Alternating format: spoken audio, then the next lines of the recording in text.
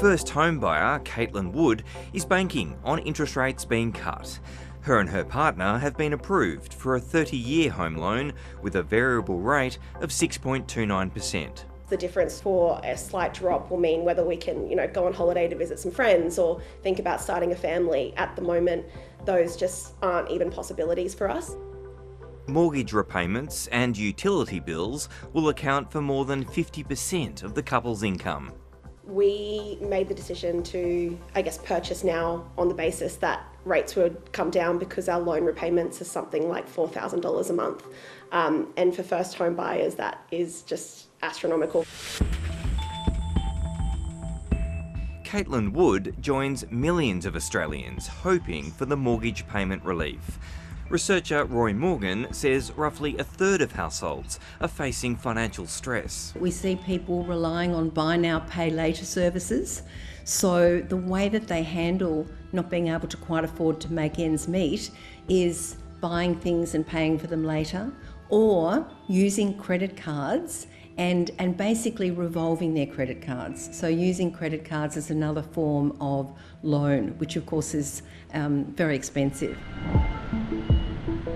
The boss of the nation's biggest lender, the Commonwealth Bank, says tens of thousands of his customers have been offered financial assistance packages. Matt Comyn expects more households will need support if the RBA doesn't move. You would expect a gradual deterioration over the course of 2025 if there wasn't rate relief. All four major banks are forecasting a February rate cut, and financial markets are pricing in a more than 90% chance. Betashares chief economist David Bassanese thinks it's almost certain. I think that CPI result did cement the case for me. I think it's pretty clear. Consumer spending's soft. The economy deserves a rate cut. It deserves to be given a chance to grow a little bit more strongly than it's been doing. So I think the RBA will deliver. He thinks the central bank will move more than once this year. I'm penciling in 3 rate cuts actually, and again that will still keep interest rates above restrictive levels. So at the moment what's happening is they're just reducing the degree of restrictiveness as inflation comes back toward the target band. But not everyone's happy about the idea of falling interest rates.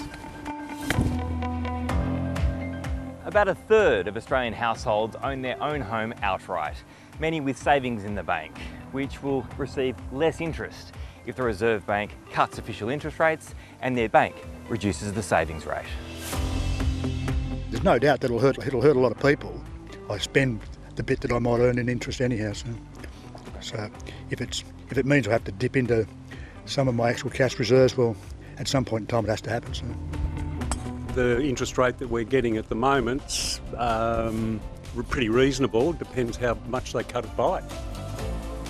The RBA is widely expected to cut interest rates by 1/4 percentage point, which would tee off financial relief for mortgage borrowers.